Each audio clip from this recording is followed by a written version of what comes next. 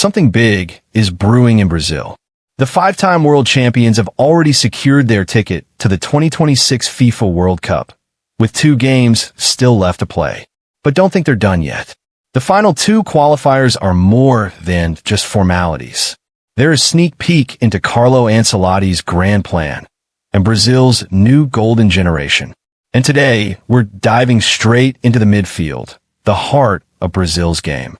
Hello, football fans. Welcome back. In today's video, we're breaking down Brazil's midfield for the upcoming international window, as the Seleção gets ready to face Chile on September 5th and Bolivia on September 10th, 2025, the final 2 World Cup qualifying matches. Even though Brazil's World Cup spot is already locked in, these 2 games will play a crucial role in determining who makes the final squad, especially in midfield, where competition is fierce and changes are coming. Now, Brazil is expected to announce their squad around mid to late August.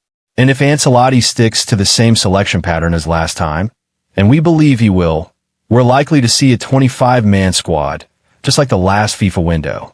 However, as per FIFA regulations, only 23 players will be eligible to suit up on match day.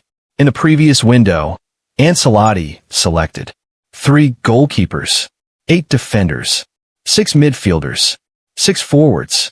So let's assume that structure remains the same, meaning 6 midfielders will once again be chosen. But the real question is, who will those 6 be? Let's rewind to the last squad. Most of the midfielders picked, then, are still strong contenders this time around. Why? Because since those international fixtures, most Brazilian players haven't had much time on the pitch with their club teams. That lack of minutes has made it hard for any major newcomers to stake a claim. So we expect minimal changes in the midfield lineup. Except one, and it's a big one.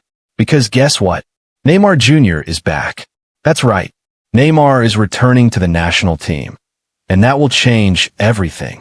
His preferred role is the attacking midfield position. So one slot is about to be reshuffled to make room for him.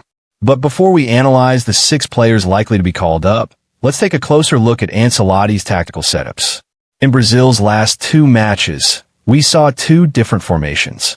4-3-3 in the first game, 4-2-3-1 in the second. The 4-3-3 formation did not include a traditional attacking midfielder. But in the 4-2-3-1, Ancelotti deployed Matheus Cunha as the central attacking midfielder, and he did a solid job. Now here's the question. If Ancelotti sticks to the 4-2-3-1, then someone has to play that CM, central attacking midfielder role. So who will it be? Neymar or Cunha? Naturally, Neymar is the automatic choice if he's fully fit. He's Brazil's biggest name, most creative threat, and most experienced star. But don't count Cunha out just yet. Here's why. Matheus Cunha is in terrific club form, and he played a key part in Brazil's last win, assisting the only goal in a 1-0 victory against Paraguay. That performance showed that he's not just a backup, he's a valuable asset.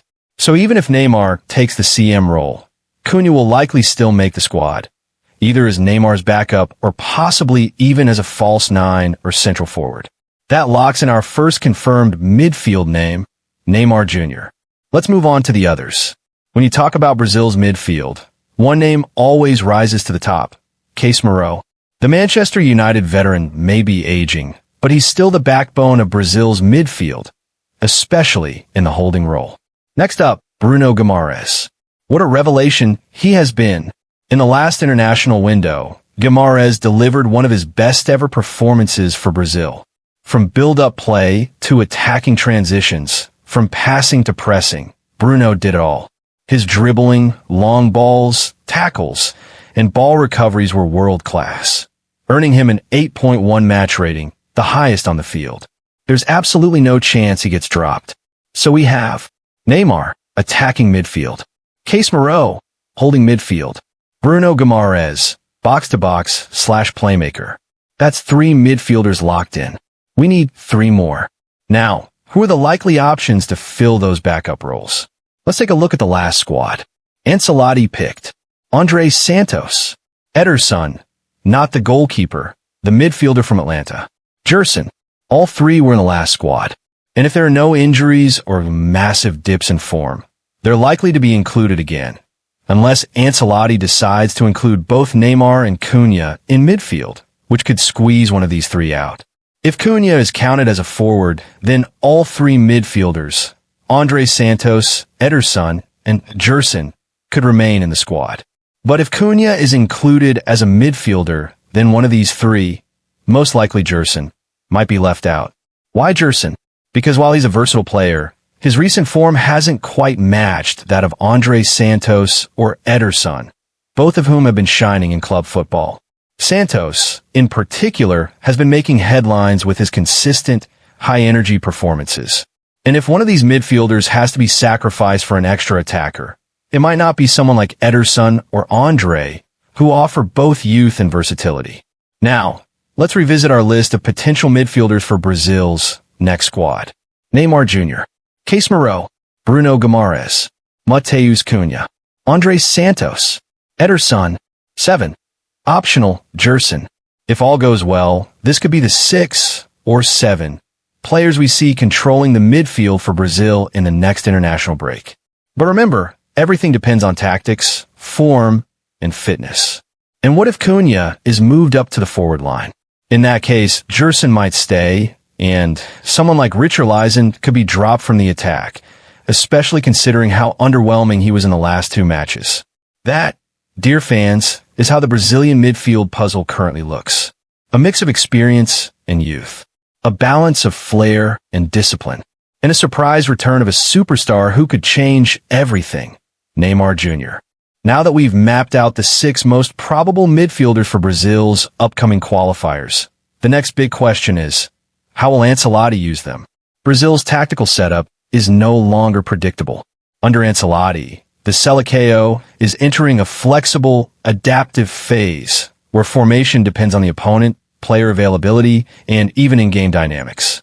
And this opens up a whole new layer of possibilities for the midfield. Let's break it down. Tactical Scenario 1. The traditional 4-3-3. In this setup, Brazil plays with 1 holding midfielder, 2 box-to-box midfielders, and a front 3. If Ancelotti returns to this system, there's no room for an advanced attacking midfielder, meaning Neymar might have to shift to a left-wing role, while someone like Bruno Guimarães gets more freedom to push forward. In this case, Casemiro plays the anchor role. Bruno Guimarães and Ederson/André take the interior spots. Neymar plays up front or drifts in from the wing. Matheus Cunha would likely be benched or repositioned, unless Ancelotti uses him as a striker or wide forward. But if the 4-2-3-1 formation is used again, that changes everything. Tactical Scenario 2. The modern 4-2-3-1. This has quickly become a favorite in Brazil's tactical toolbox, especially with Neymar back in contention. In this formation, Casemiro and Bruno sit deep as the double pivot. Neymar plays as the central attacking midfielder, the 10. Wide players flank him. A lone striker stays up front. It's a shape that allows Neymar to thrive, linking midfield to attack, orchestrating transitions, and using his creativity in dangerous spaces. But this also means the backup roles become more strategic. Ederson or André could rotate with Casemiro or Bruno if needed. And Cunha? He could either come on late as an impact substitute or be used in rotation to keep Neymar fresh. So, who becomes expendable? That's where Gerson finds himself in a tricky spot. He's capable, versatile, and experienced, but not irreplaceable. If Brazil needs to make room for a more attack-oriented player, Gerson could be the one to miss out. Magnifying glass-tilted left player spotlight. Why these 6? Let's take a moment to shine a spotlight on the 6 names we've discussed, and why they're likely to be called up. Neymar Jr., back from injury, back in form. He's still Brazil's most creative force. His leadership, experience, and vision will be critical, even if he doesn't play all 90 minutes. Casemiro, the enforcer, the leader, the shield in front of the defense. He may not be as fast as he once was, but his intelligence and reading of the game remain unmatched. Bruno Guimarães, Brazil's engine. His performance against Paraguay reminded everyone why he's a guaranteed starter. He connects defense to attack like no one else right now. Matheus Cunha, the wild card. His versatility is his biggest weapon. He can play CM, second striker, or false nine, and he's been excellent at the club level. André Santos, the rising star. Young, dynamic, and fearless. He brings energy off the bench and is a great long-term investment for the national team. Ederson, Atlanta, a complete midfielder. He can play deep or push forward when needed. His work rate and tactical discipline make him a coach's dream. But what about the others? If you're wondering why someone like Joelinton, Fabinho, or even Douglas Luiz isn't in the conversation, here's the truth. Joelinton hasn't played regularly enough. Fabinho's recent dip in form and lack of minutes is concerning. Douglas Luiz has talent but remains inconsistent at international level. Ancelotti seems to prefer midfielders who can offer both physicality and tactical flexibility, something André, Ederson, and Bruno bring in abundance. Injury concerns and risk management. One major challenge for Ancelotti will be managing injuries. Players like Neymar and Casemiro are no strangers to setbacks. That's why squad depth is so important. If Neymar is forced to sit out one or both qualifiers, Matheus Cunha could step in seamlessly. Likewise, if Casemiro picks up a knock, André Santos or Ederson can cover. And this is why someone like Gerson still has a fighting chance to be included, because he can offer backup in multiple midfield roles. Rotation strategy. With 2 matches in 5 days, squad rotation will be key. Ancelotti may field his strongest 11 against Chile, then rotate heavily for the Bolivia game, especially since altitude and travel conditions can be harsh.